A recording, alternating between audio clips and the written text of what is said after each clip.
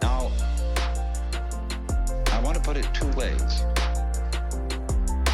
I'm not saying that it's a bad thing, something to be condemned, to take your own individual life seriously, in dead earnest, and to have all the problems that go with that. Do you understand that being that way, that being a real mixed up human being, is a manifestation of nature? That is something just like patterns on the waves out here. Patterns on the waves.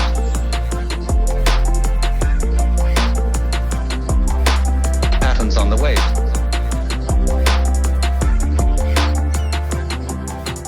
Patterns on the waves.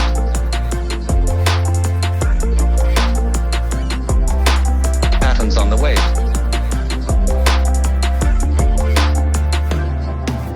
Or like a seashell. You know, we pick up shells. I always keep one around, sort of an example for many things. Say, my goodness, isn't that gorgeous? There's not an aesthetic fault in it anywhere. It's absolutely perfect. Now, I wonder if these fish look at each other's shells and say, don't you think she's kind of fat? Oh my, those markings aren't really very well spaced. Because that's what we do.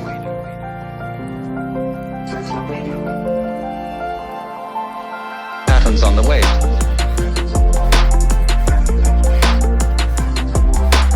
Patterns on the wave. That's what we do. Patterns on the wave.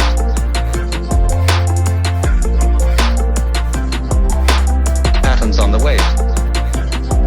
That's what we do. See, we don't realize that all of us in our various goings-on and behavior and so on are just as more marvelous, much more complicated, much more interesting. All these gorgeous faces that I'm looking at. You know, every one of them, some are supposedly pretty, some are supposedly not so pretty. But they're all absolutely gorgeous. And everybody's eyes is a piece of jewelry beyond compare. Beautiful. Beautiful. Beautiful. Beautiful. Beautiful. Patterns on the wave.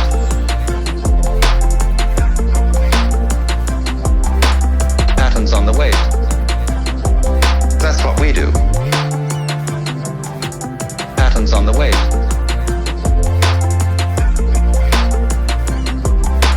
Patterns on the wave. That's what we do.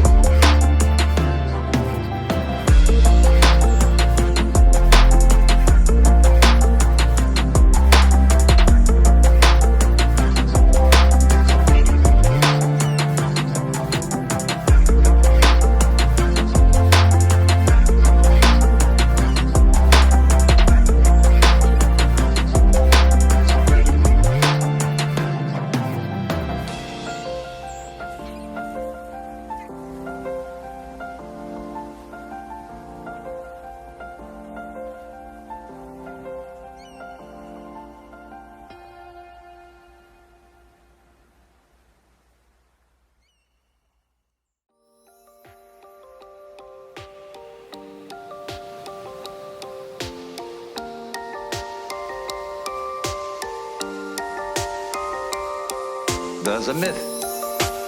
There is in the beginning the divine bird which lays the egg of the world. And the egg splits. And the upper is the heavens and the lower is the earth. So when the worlds are manifested, the Lord breathing out says, "Tongue, And when the worlds are withdrawn, the breath comes back.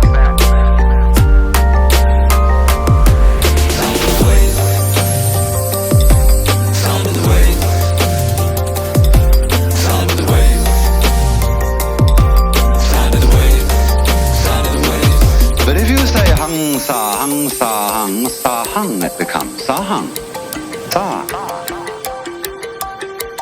sa, ahang. That means, sa means that, the truth, ahang, I am that.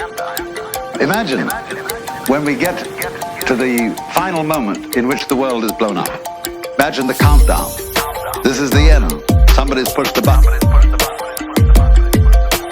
8, 7, 6, 5, 4, 3, 2, 1.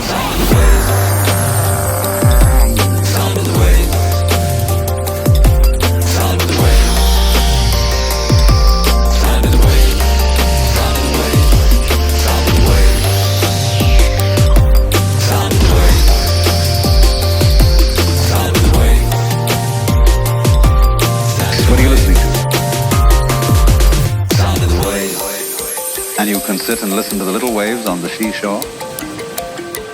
And you'll get back here into this kind of thinking, and you're hearing the ocean of the universe going. And that's your breathing, too. It's all one rhythm. So it may be that every star was once a planet populated by intelligent people who found out about the fundamental energy of the universe, blew themselves up. And as they blew up, they scattered all kinds of stuff out, which became little planets. Which in a long time, life started all over again. Sound of the waves. Sound of the waves. Sound of the waves. Sound of the waves. Sound of the waves. Sound of the waves. Sound of the waves. Sound of the waves. What are you listening to? Sound of the waves.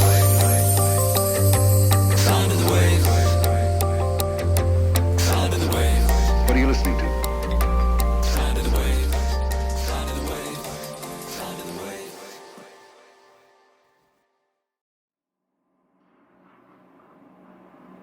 If you awaken from this illusion,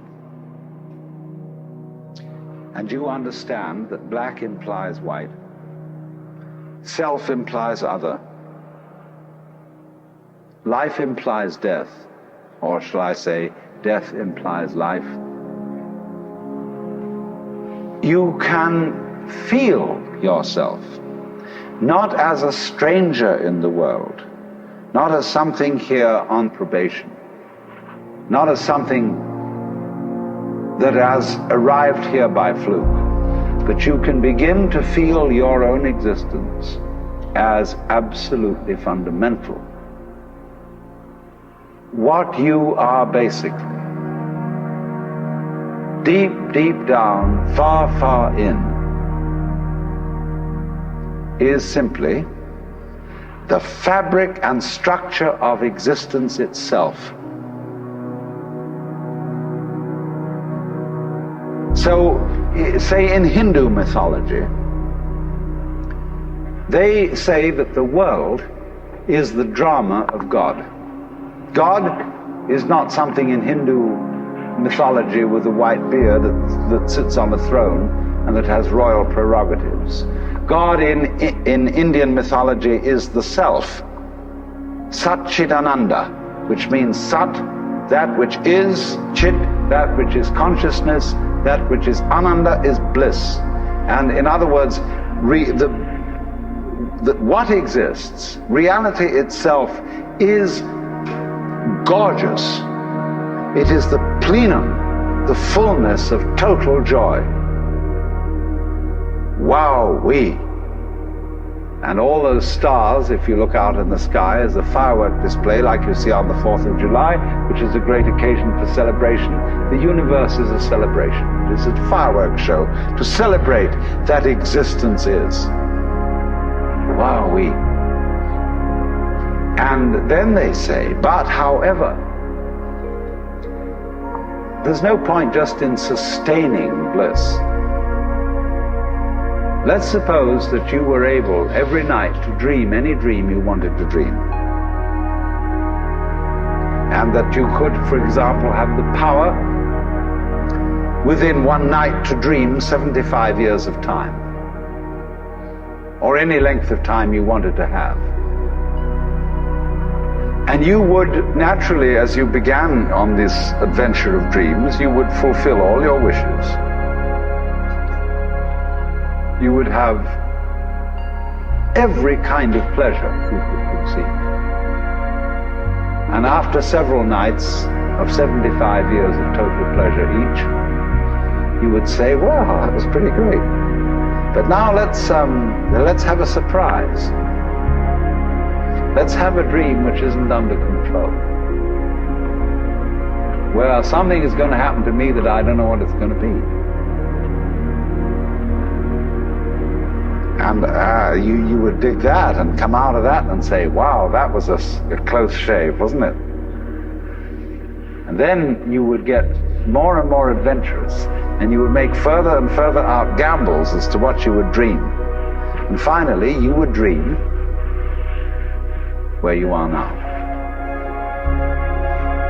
You would dream the dream of living the life that you are actually living today. That would be within the infinite multiplicity of choices you would have, of playing that you weren't God. Because the whole nature of the Godhead, according to this idea, is to play that he's not. The first thing he says to himself is, man, get lost. Because he gives himself away. The nature of love is self-abandonment, not clinging to oneself, throwing yourself out, as in, for example, in basketball, you're always getting rid of the ball. You say to the other fellow, have a ball, see? And that keeps things moving. That's the nature of life. So in this idea then, everybody is fundamentally the ultimate reality. Not God in a politically kingly sense, but God in the sense of being the self, the deep down basic whatever there is. And you're all that, only you're pretending you're not.